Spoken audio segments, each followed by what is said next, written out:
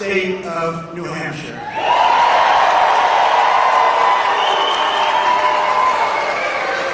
As I promised you, and as you know from the beginning, I fought to protect and defend New Hampshire's beloved first in the nation primary, and we got it. We got it. And next year we're going to make history together when we win New Hampshire primary for the third straight time. We've had a lot of success here. Today I'm deeply honored to receive the endorsements of more than 50 New Hampshire state legislators, many of whom are on stage with us and some of whom are in the audience because I think structurally maybe the stage couldn't take it. But I just want to introduce them if I could quickly. They're great people. They went out there right from the beginning. Most of them have been with us right from the beginning, and we love them, and they're just special people. Representatives Kimberly Ibear, Louis Anders, Glenn Bailey, Harry Bean, Jacob Brouillard, Claudine Burnham, Tim Cahill, Jose Cambrils, Brian Cole, Deborah DeSimone, Ron Dunn, Tracy Emmerich, thank you, Tracy, Keith Erf, Larry Gagney,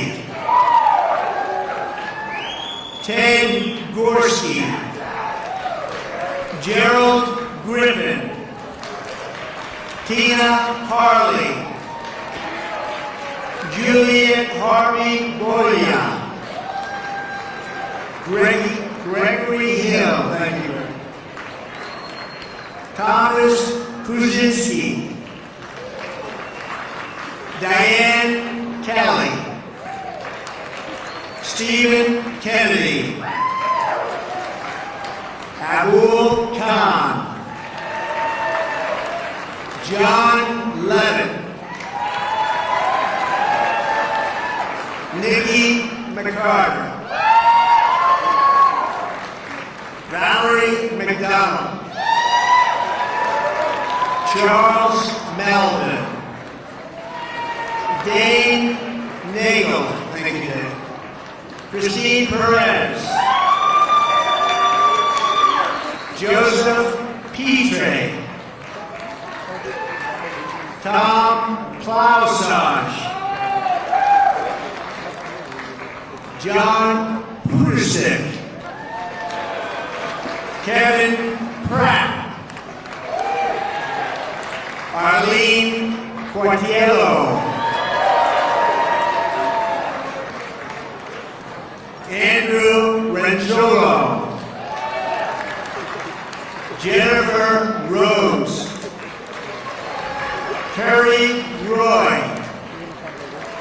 John Sellers, thank you, John, Vanessa Sheehan, Lisa Smart.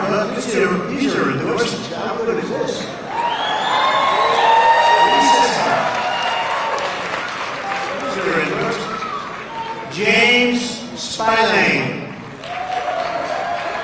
Jonathan Stone, James Summers, Jeffrey Tenjar,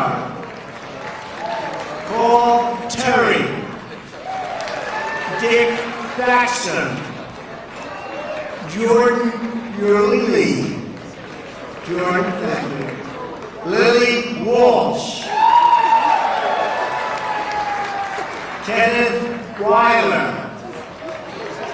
Robert Wary, and Clayton Wood.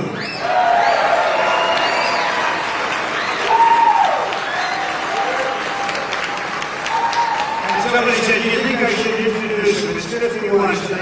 I said, you know what? They were out there in the front many of them were here from the beginning. I said, I'll take the time. You know, I'm not sure if television is too thrilled. I don't know if television's thrilled, but we're thrilled, right? We're thrilled. I also want to introduce Bruce, Brett, and Lou Gargiolo, who have been with us for a long time, right from the beginning. Thank you both. Right from the beginning. Thank you. Thank you. And I want to thank President of the New Hampshire Federation of College Republicans, Harrison Spalthorf. Thank you, Harrison. New Hampshire Federation of Republican Women President, Elizabeth Girard. Thank you. The founder of the 603 Alliance, Fran Windowbow. And also my New Hampshire senior advisor, who's been with me for a long time, Steve Stepanek. Thank you. Great job, everyone. My state director, Trevor Nuclearly. Trevor, thank you very much. As well as somebody who really did a great job in for office, did very well, Caroline Levin. Thank you.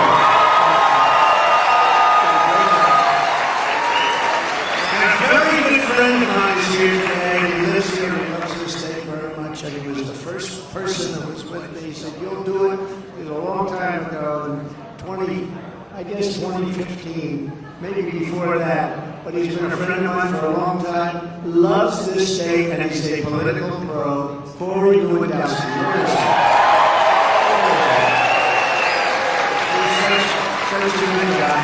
Thank you, Corey. By the way, we will take a few questions if you want after we're finished. Is that okay? So I do that early so you can think. Otherwise, if I do it right at the end, that's a better way to do it. I'll finish and then say, any questions? Okay, let's get out of here. Then we have a whole little time to think about it, but we'll take a few questions, okay? You think mine takes questions? I don't think so. So yesterday he had the cue card. He said, call this one. This is what she's going to ask, and here's the answer. They never did that with me. On Tuesday, Joe Biden officially announced that he will seek 4 more disastrous years. As you know, I've done very well against crooked Hillary Clinton. But today, I'm going to do this, and I think this could be maybe the most important part of what I'm going to say, because this is going to be a major announcement. Are you ready? I will be retiring the name Crooked from Hillary Clinton and her moniker. And I'm going to give her a new name, I don't know, like maybe Lovely Hillary or Beautiful Hillary. But I'm going to retire the name Crooked so that we can use the name for Joe Biden, because he'll be known from now on as Crooked Joe Biden.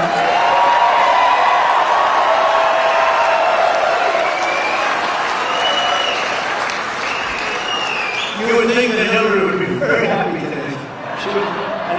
She's out there someplace celebrating. Because there's never been anyone in the history of American politics so crooked or dishonest as Joe Biden. And the press absolutely refuses to report it, all that press back in. Because frankly, they're just as crooked as he is, and they are. They're just as crooked. The choice of this election is now between strength and weakness, between success or failure, between safety or anarchy, between peace or conflict, and prosperity or catastrophe. We are living in a catastrophe. With your vote on November 5th, 2024, we're going to crush Joe Biden and the White House, that gorgeous, beautiful White House. We have to take it back. We're going to beat him at the ballot box, and we're going to settle our unfinished business. It's unfinished. Biden announced his presidential campaign by, get this, a prepackaged video. I was going to do that for you today. I'll do a little video, send it out to New Hampshire. You wouldn't have been very happy about that.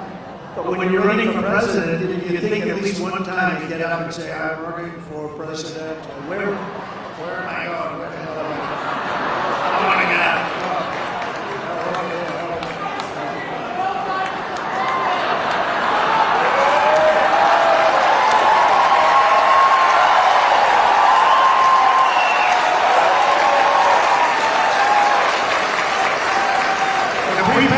video that took supposedly 7 takes to get it right, if right is what you want to call it. And he says he's running because Trump and MAGA pose a threat to democracy. Can you believe that? MAGA is Make America Great Again. No threat yet. No, it's Biden who poses the threat to democracy because he's grossly incompetent, has no idea what he's doing, and basically he doesn't have a clue, and that's a very bad position to put our country in. Our country is in a very dangerous position right now. Very dangerous. We're now a nation, and we are a nation in serious decline, a nation that has lost its way. We're led by a hopeless person, but we will win in 2024 and make America great again. We can do it. It's not too late. But we've got a year and a half to go. That's a long time. With what's happening to our country, that's a long time still. With such a calamitous presidency, it's almost inconceivable that Biden would have even thought of running for re-election. He's destroyed our country, and yet he says in his recorded piece that he wants to finish the job. That's right, he wants to finish the job of destroying our country. But on that, he's actually very close. He is very close to finishing the job, unfortunately. One of the most important issues in this campaign will be which candidate can rescue. This country needs a rescuing. We have to rescue America from the wreckage of the Biden economy. Under my leadership, we built the greatest economy in the history of the world. In fact, we actually did it twice because that horrible gift from China came over. COVID, or the China virus, as many people say. Actually, in New Hampshire, you say China virus. But now we will do it again. We will do it again. We passed the largest tax cuts and reforms in American history. We cut more job-killing regulations than any administration ever, also in history.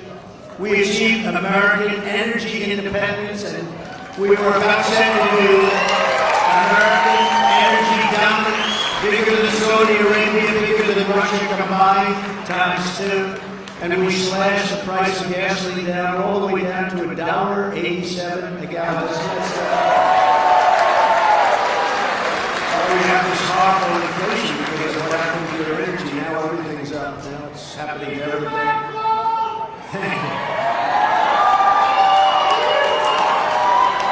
Thanks to our policies, the typical New Hampshire family saw their annual income rise by $6,000, the largest increase in recorded history. The largest, nobody's ever seen that, by $6,000. Everybody was happy. For decades, the corrupt globalist establishment savagely betrayed New Hampshire workers. You know that better than most. I see those beautiful factory buildings. Some are now apartment houses, and some are now senior citizens, but the factories, that's what you had to do. The factories, there's so many gone.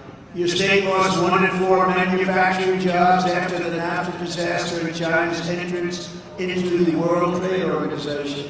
But after years of cruel sellouts by past leaders, I ended NAFTA, the worst trade deal ever. That was the worst trade deal ever made, what they did to us for so many decades.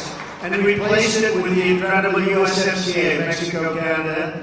That's considered now the best trade deal ever made. So good, in fact, that Mexico and Canada are now trying to renegotiate the deal with the Biden administration. I say, don't do it, don't talk about it, don't do it. Somebody over there told me it's unfair. I said, you know what, we lived with unfair for decades. Now they say it's unfair. No, we made a great deal here. All manufacturers, farmers, everybody is benefiting. USMCA, we're very proud of that. Don't let them renegotiate. I withdrew from the job-crushing Trans-Pacific Partnership. That would have totally destroyed this country. They were all set to sign. Obama, Barack Hussein Obama, they were all set to sign it. And I stood up to China like no administration has ever done before.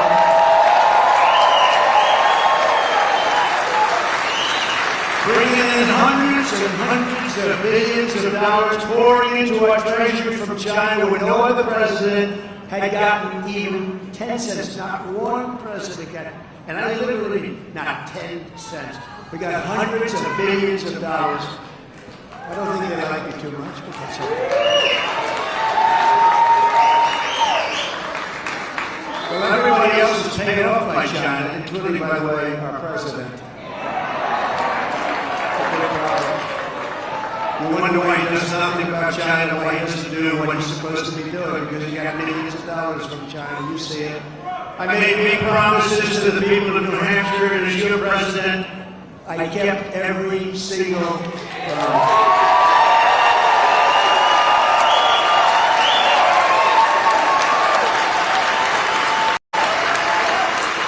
China unfairly targeted our lobstermen. I gave them hundreds of millions of dollars in relief straight from the money we were taking in from China. We took it out like a little bit, hundreds of millions of dollars, by the way, but that's a lot to a lobsterman. And we brought it back. I made a deal with the European Union to completely eliminate tariffs on American lobster. You know that? They were charging us big tariffs so that we couldn't sell to them. The first EU tariff reduction on any product in over 20 years. Nobody ever asked the EU, or if they did, they didn't get it. Because they're very difficult people to deal with. I want to tell you that. They don't care about us, they care about them. And maybe that's the way it's supposed to be, right? I also opened up 5,000 square miles of ocean that Barack Obama closed to New England fishermen. You know about that.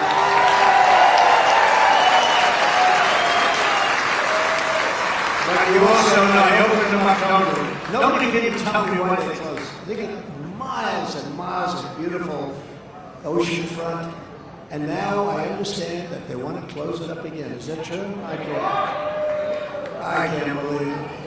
I can't believe it. Yeah, let Canada do it. You know, Canada's the one that wanted to close because they want to do their business.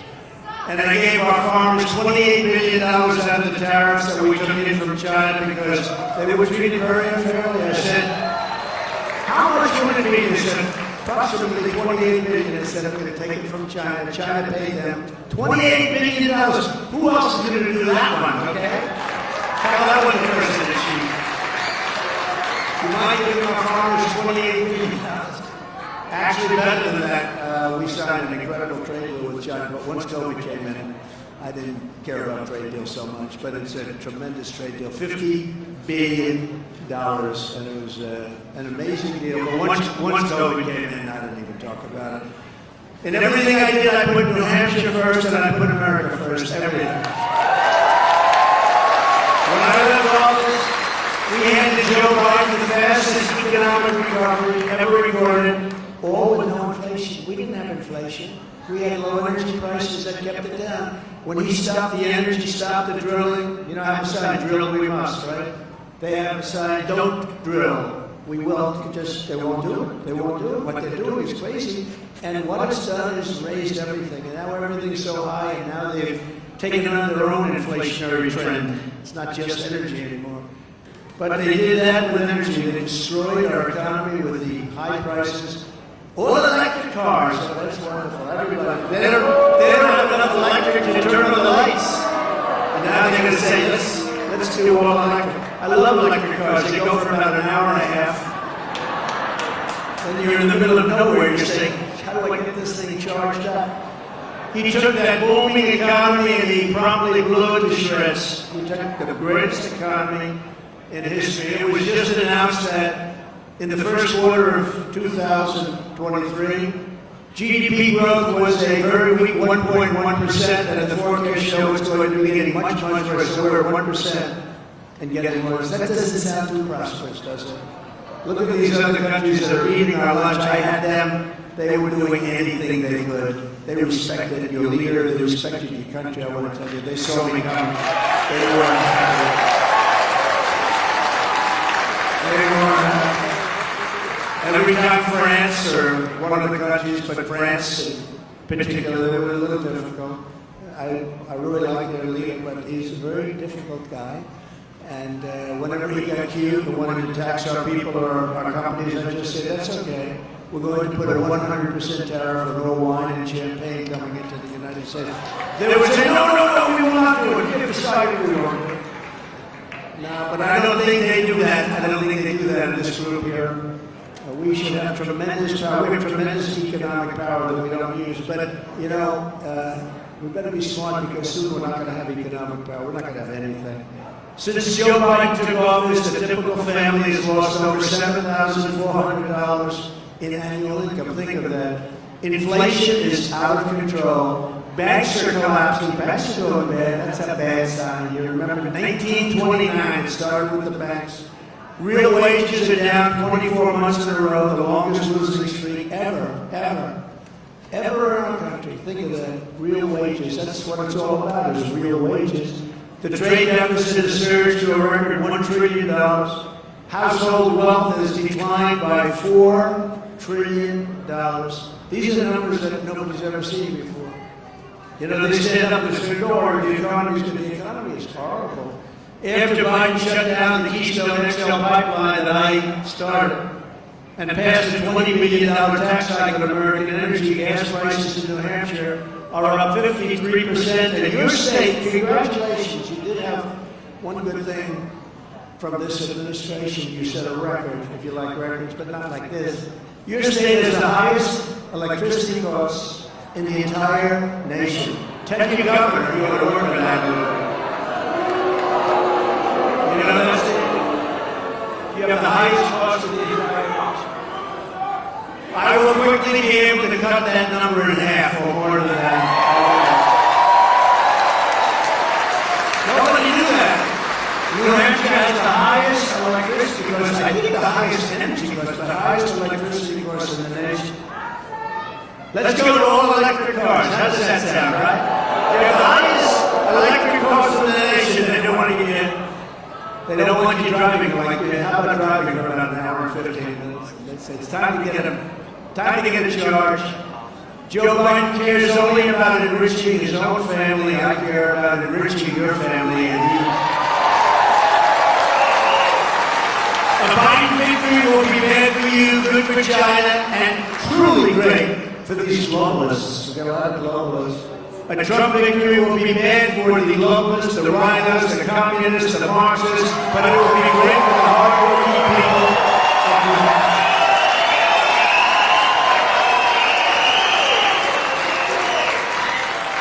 Within hours of my inauguration, I will begin the process of terminating every Biden policy that is brutalizing New Hampshire and all the U.S. I will restore my famously successful executive order requiring that for every one new regulation, 2 old regulations must be eliminated. That was so successful. You remember that? When I did that, and I was actually getting 12, 13, 14 cut down. It was amazing, actually. But they put many of them back.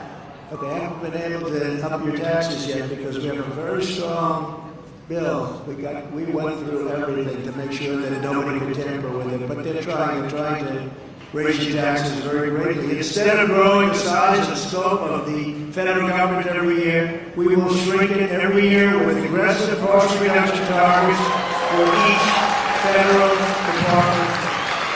But we'll take care of our military. We have to. We have no choice.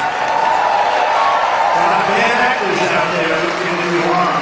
We will take care of our military. You know, we built our entire military. They gave $85 billion of it to Afghanistan.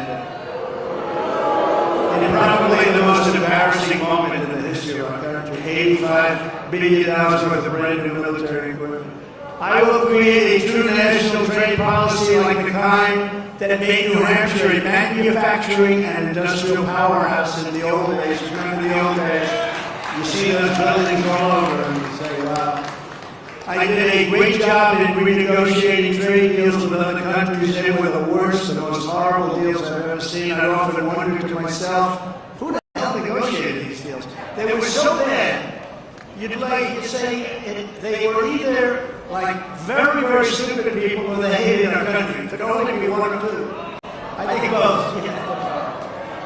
I think maybe both. Now, the worst deals I've ever seen with Japan, with South Korea, Mexico, Canada, China, all of these countries. It was just amazing how bad they were. You know, like South Korea, we take care of their economy, we take care of everything, we take care of the military.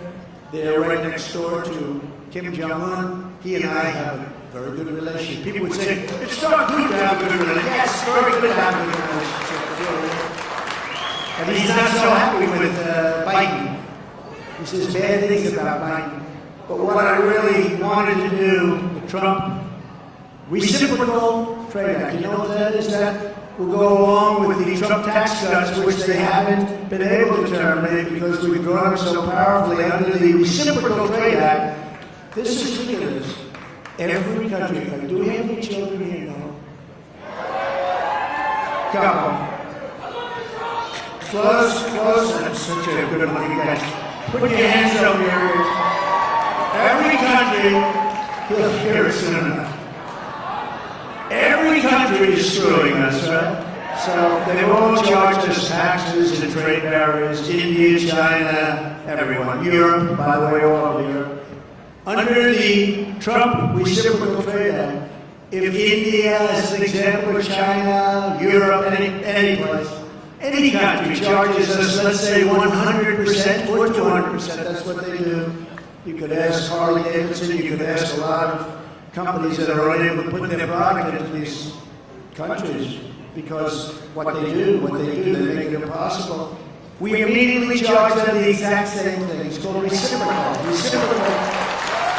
Reciprocal. So if India charges our companies 100, we charge their companies 100. It's very simple. And yet we have people in Congress that say, no, I don't think that's true.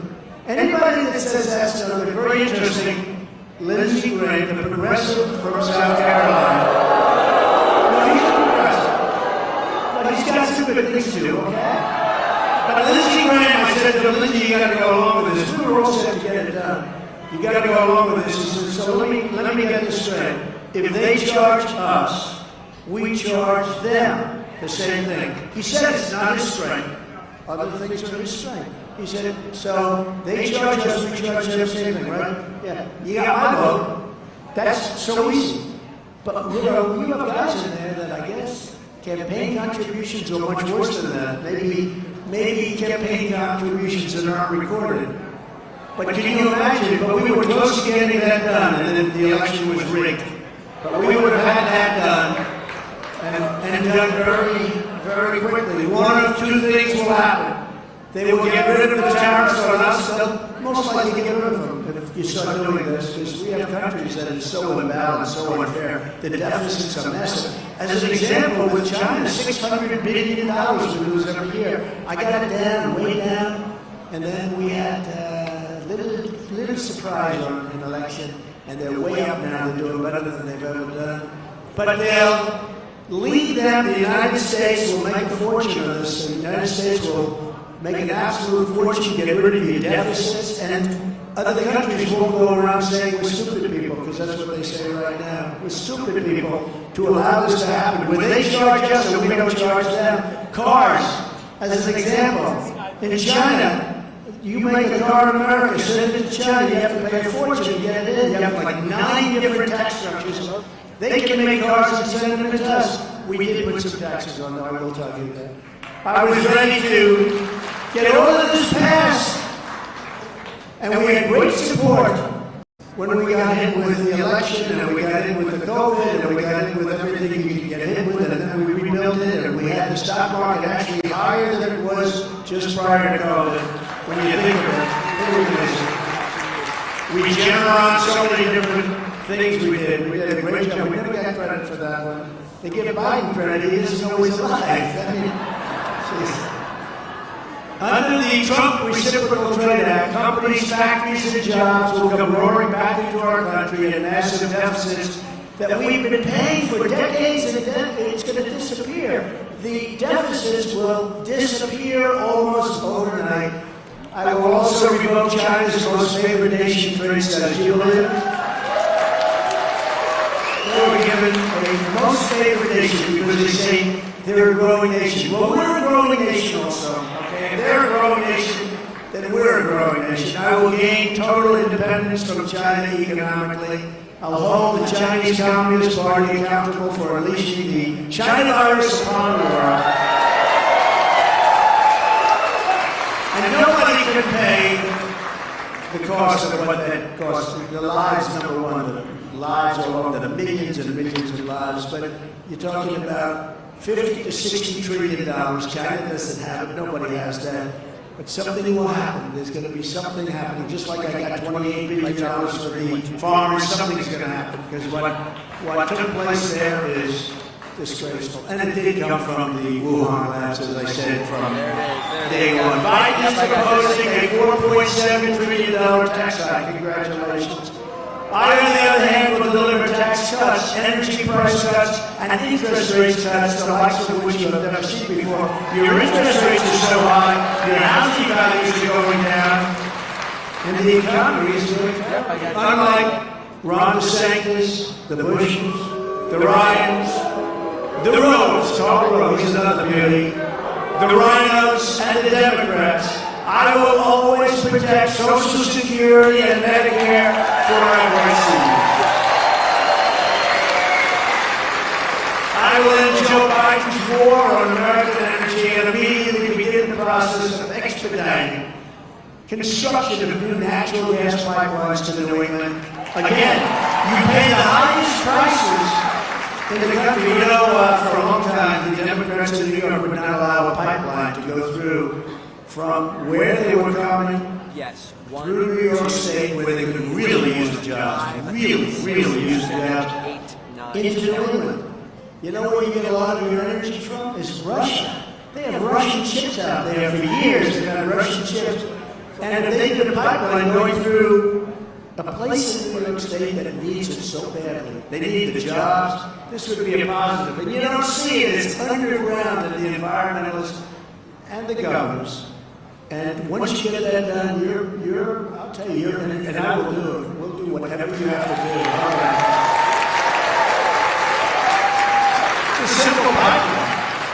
New York has fought it off for years. It's not going to happen. Not going to happen. Your prices will drop in half and much more than that. You pay so much higher than anybody else. That's the reason. But we love New York other than that, right? Okay. But now they have to do that. They have to do that. We're all part of a team. And if you want to buy a car powered by an internal combustion engine or a hybrid, or if you want to buy an electric car, some people like an electric car, like what, 4% of the people? You'll be able to do it long into the future. We're going to put it all back. And if you want to have a gas stove, you're going to be able to have a gas stove.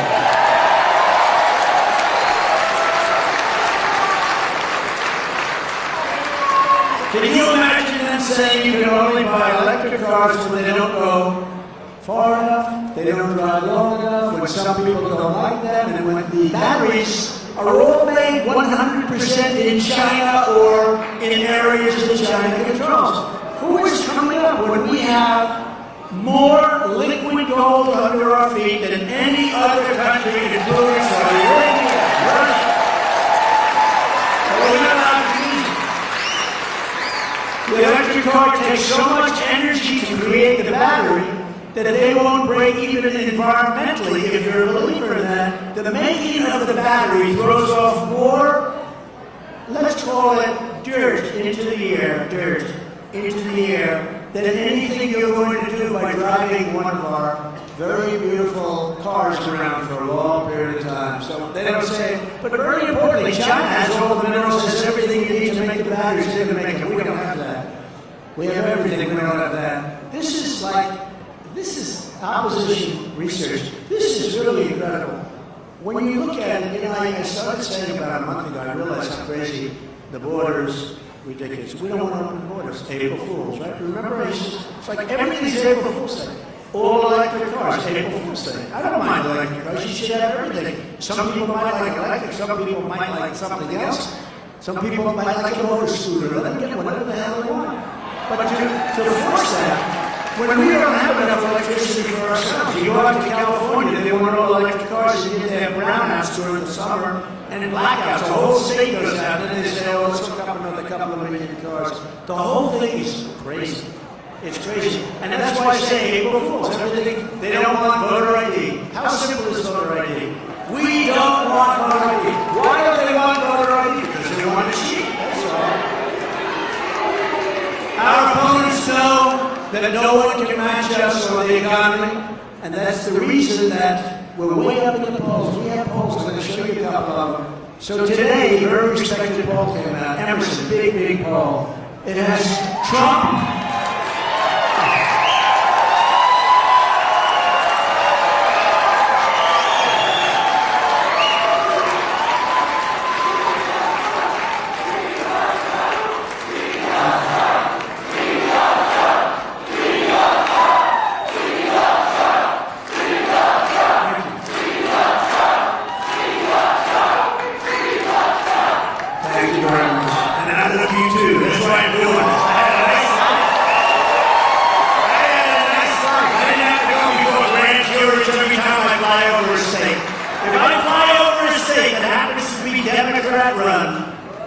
They send me a subpoena to go before a grand jury.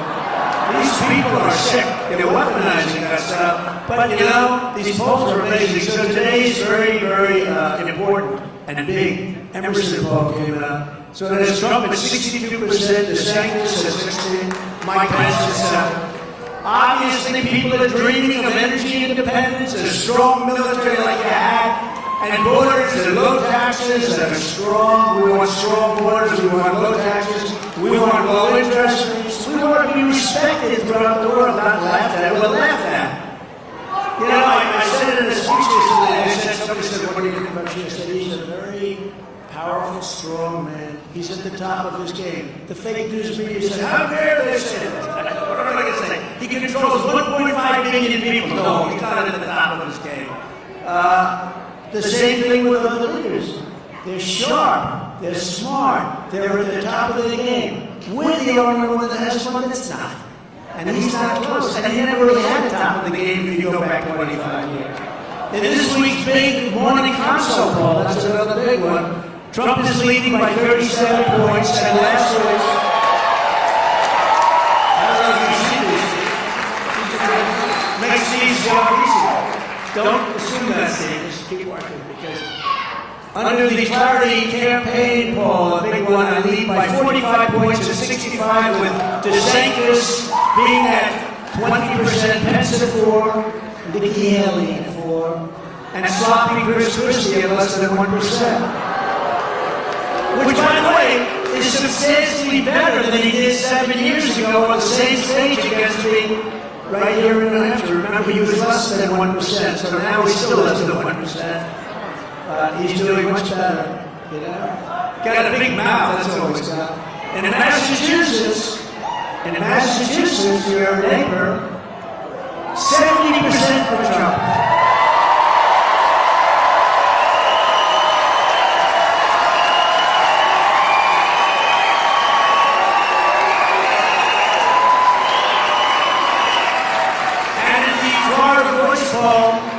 This is Florida we're talking about. 80% for Trump, 80%.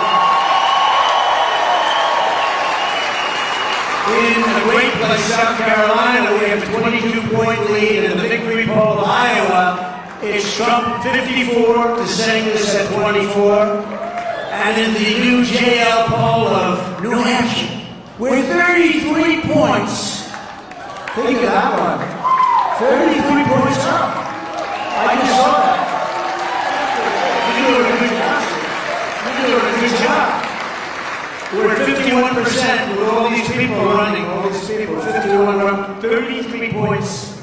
But we will not play prevent defense. You ever see the NFL? They hold the team scoreless for almost 4 quarters. They just have to do it one more time, one more series, and they say, we're going to go prevent. Touchdown, touchdown.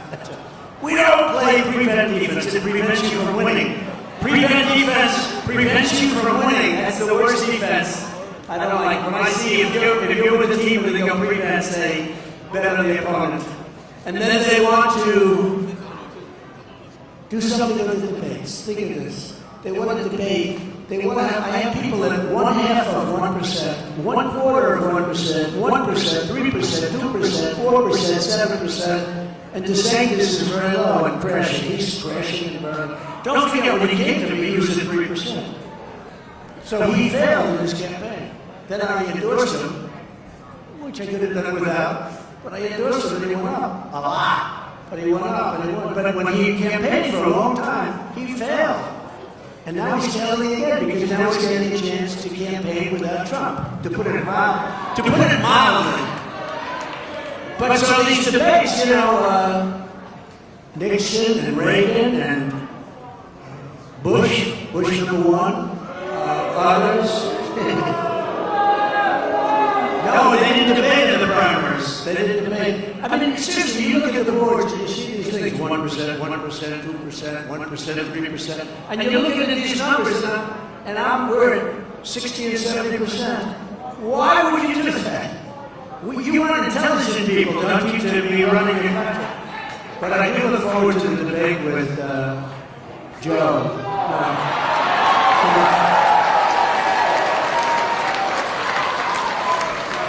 With crooked Joe. No, remember last time I said, where and why did you accept $3.5 million? Remember that? Why did you accept on the debate stage? I had that guy Chris Wallace. How's he doing? How's his career going? Not too well. He always wanted to be his father, Mike, but somehow it didn't work out. It's called lack of talent. But think of this. Remember on the debate stage? I said to Biden, I said, why did you accept $3.5 million from the mayor of Moscow's wife? And Chris Wallace, he did not answer the question. Chris Wallace said, you should be asking that question. Then I said, that has a lot to do. Why did he get $3.5 million from Moscow? He didn't do anything for it. And Chris Wallace stopped him from giving an answer, which he didn't have, by the way. Saved him. They want me to go to the Reagan Library, as an example, which nobody knew this until I brought it up yesterday, which is run by a guy named Fred Ryan. He is the chairman and CEO of the Washington Post. Can you believe it? This could only happen. The Washington Post, the enemy of the people, the Washington Post, think of this, is running the Reagan Library. I think Ronald Reagan would be spinning in his grave. But you say, how did that happen? But they want me to go, and sadly, your Governor Sununu doesn't register. That's sort of a nasty guy. It's funny, his father was very, very tough. But when I won, he became one of my best supporters. He really was. He really was great. But he was really tough. This guy doesn't have the same qualities. But you know what? Think of it. He could have run, he could have had a Senate seat. Would have helped so much. He's playing games. But Sununu, if you take a look at what he's done, it's crazy. We're leading him, I guess, 58% to 7 in your state. You saw the poll. 58%. And now if you ran for the Senate, he probably couldn't win even, if you put him back in that same position. But he could have really made an impact. He could have run for the Senate, would have probably easily won because of the family name, would have won, and that would have been a tremendous thing. Instead, he wants to play games with the running for president where he's registered at less than 1%.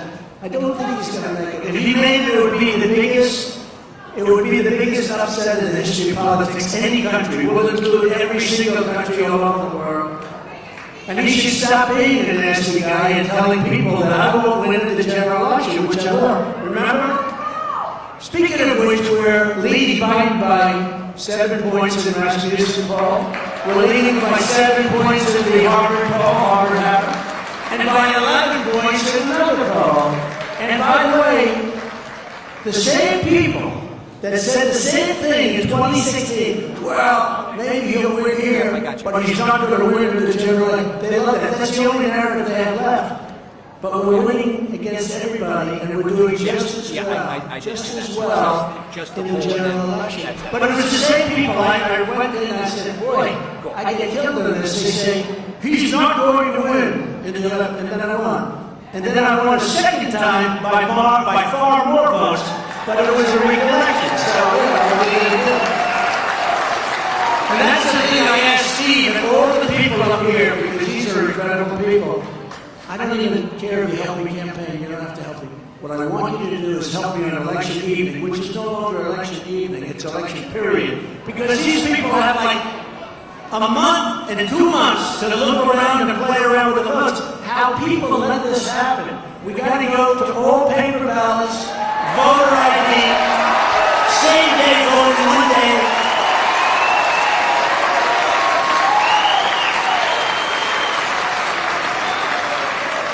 How about some of these guys? The votes aren't final until 2 weeks after the election. How do you tabulate the result? What do everybody wait? The nation waits? It's a disgrace. What's happening? And I asked the people of the state, and we have a lot of people in the audience that are great politicians and very important for your state, to, I don't even want help with the vote. I just want help on making sure the vote is passed and counted fairly. You know, he said the vote counter is far more important than the candidate. Has anyone ever heard that? Lenin, as they say in Russia. But no, the vote counter is far more important. It's very sad. We didn't spell for it. We got more votes than any city president by far. We got millions of more votes than Barack Hussein Obama. I think it is worth noting here that you heard from those. I was told that we got the same number we can't lose. We got millions more. Millions and millions more. Well, we thought we wanted to go about 10, 15, and then all of a sudden we said, what's going on? Now we got to straighten out our borders, got to straighten out our elections, because we're like a third world country. These incredible poll numbers are one of the main reasons that the Marxist left is coming after us, using the criminal justice system for massive election interference. That's what they're doing. They want to weaponize law enforcement to interfere with our elections through the use of the DOJ, the FBI, attorney generals, and local district attorneys who you know, the district attorney we have in New York, he's reporting into Washington. They sent one of the top guys from Washington to help him run his office. That's beautiful. Isn't it a wonderful lot? But in the end, they're not coming after me, they're coming after you, and I'm just standing in that way. I'm just standing. I will always stand there. But we can't let that happen. Because that's going to a lower level even than what happened in 2020. That's going, in my opinion, to a lower level than even happened in 2020. And they're working on it. I got more DAs and local people nobody ever heard of. We want the president to testify on what? I have nothing to do with it. Well, we want him anyway to testify. Maybe he'll make a mistake. Maybe he'll do something. It's a disgrace. What's happening with our country is a disgrace, and it's a laughing stock all over the world. As the endless witch hunts and persecutions reveal, our enemies are desperate to stop us because they know we are the only ones who can stop them. They know that. There's never been a movement like this. By the way, in the history of our country, there's never been a movement like MAGA, Make America Great. There's never been.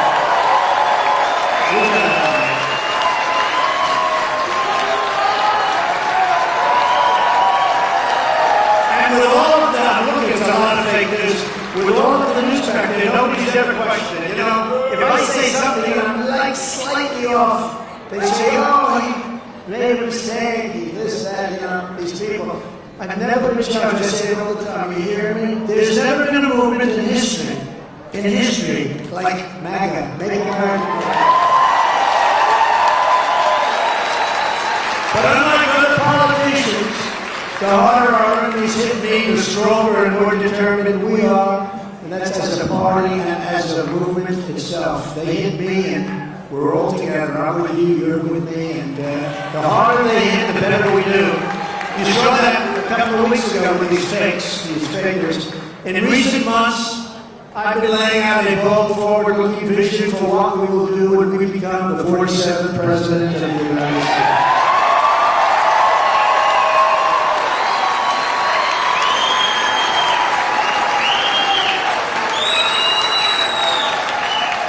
Before I even arrive at the Oval Office, shortly after I win the presidency, I will have the horrible war between Russia and Ukraine settled. It would have never happened.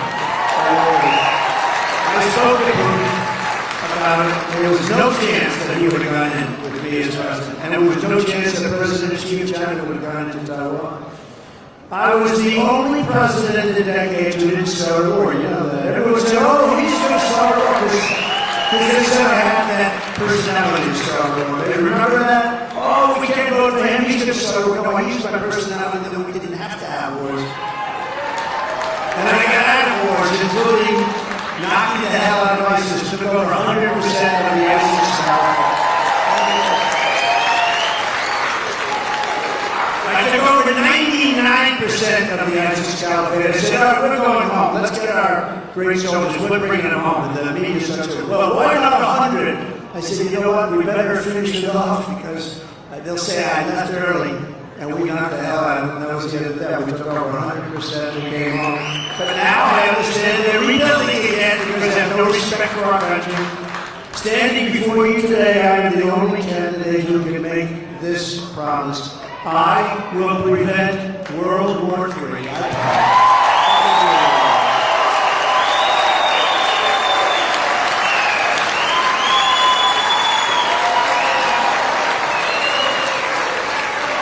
And very sadly, there's never been talk like what you're hearing now, because this guy doesn't have a clue how to speak. He's too tough when he should be soft. He's too soft when he should be tough. He says things that are so bad, provokes, and then shows weakness. It's the craziest thing. He says just the opposite of what you have to say. I know Putin very well. I know Xi very well. I know Kim Jong-un. If I didn't take over from Obama, if he had another year, you would have had a nuclear war with Kim Jong-un of North Korea. You would have had a nuclear war. Then when I got along with him, everyone hated it. The fake news hated that I got along. He got so along. Isn't it a good thing to get along with a guy with 5,000 nuclear weapons? That's okay. But I did get along with him. I got along with a lot of people that people are surprised. Really surprised. That's why we had no wars, and they would have never gotten in. So all those people are dead in Ukraine. Far more than you think. Far more than they report. These phony numbers where a city is blown up, buildings all crushed to the ground, there's nothing standing, and they say nobody was killed, 2 people were hurt. Hundreds of people, thousands of people were killed. These numbers are far greater and far worse than you hear. When I get back into the Oval Office, we will totally obliterate the deep state. We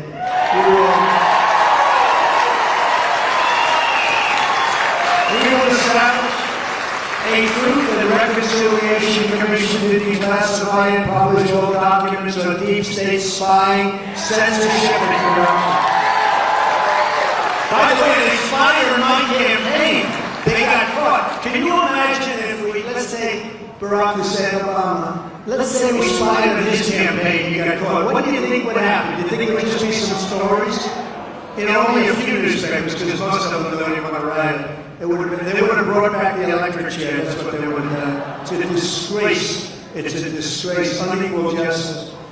And I will require every federal employee to pass a new civil service test. How about the president? Let's start with the president. Demonstrating an understanding of our Constitution.